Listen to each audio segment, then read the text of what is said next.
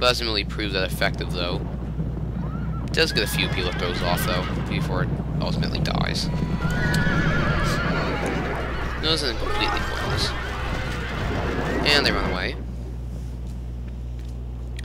And this guy realizes his problem and makes more of a weird diamond dish formation. Or, I don't know. It's like an arrow or something, or a prison. This way points to barbarian cavalry. This way isn't really a point. So here come the Urbans marching at the flanks with flaming arrows being shot at their faces. And their mohawks. You know, if there was a neon green Roman faction, then they would call them like the punk Romans or something. That would look kind of very stupid though. Really are a nice tinge of green. So Van failing charges to try ward off the Pila throws, but they still do a surprising amount of damage for being up close and personal already. Phelan decides to keep this unit in reserve,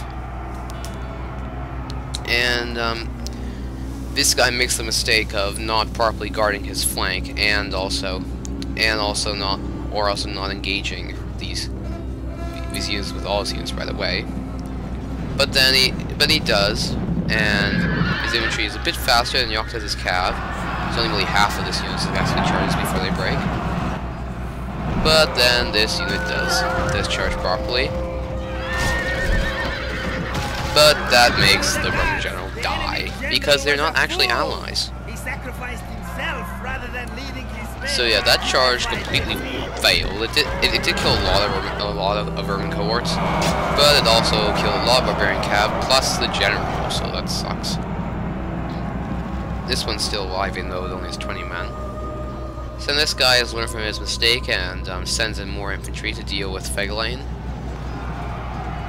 And Yoctez's units are in a cycle of break, attack. It's really not going to ever end until every single unit dies. And now more Pila throws, which also are very effective. The enemy flee! Chase them from the field and Fegelein then run. Phelan's army then breaks with surroundment by this unit, and Yoctez chases them down, try to get at least a few kills. And they run around a bit.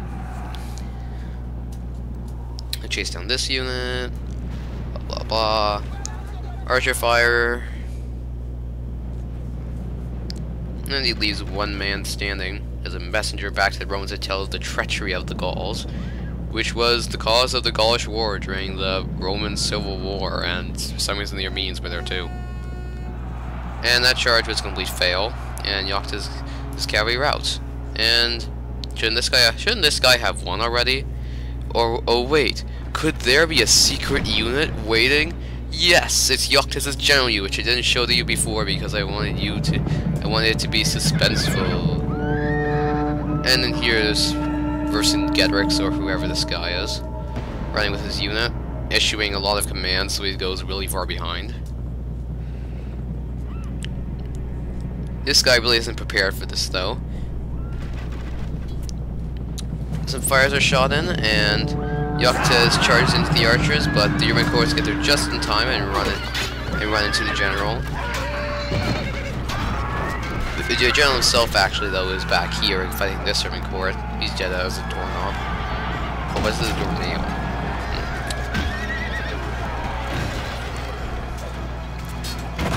So yeah, Yoctez's general fought bravely, and because of that guy falling on his horse, the horse collapsed, making everybody run.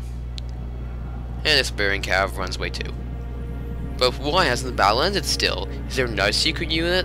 Actually, there isn't. It's just that in this you're gonna have to wait for everybody to run off the line first, because as I said, routers kills against sparrows count the same as kills against standing men. So just gonna trip this up.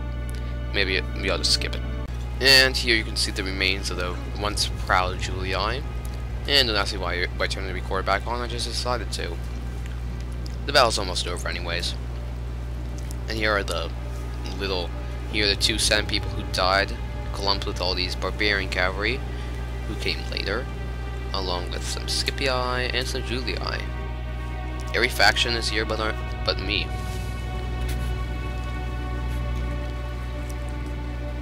And here's that one who bravely came out.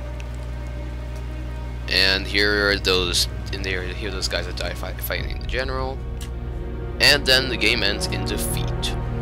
And they end up getting 2nd place though. And I thought squad resolution depended on the number of kills that you get. It doesn't really seem so though, since this guy got 3rd, and he got 335 kills compared to my 300. But yeah, I don't know. Maybe it's like the kill to men deployed ratio, I guess. I don't know. So yeah, and you can look at the stats yourself. But Vegelaine won with 369 kills. At the end of this battle, this guy was like, "What the fuck? How'd I lose?" But even though he explained to him multiple times that this was squad resolution, he just didn't seem to get it.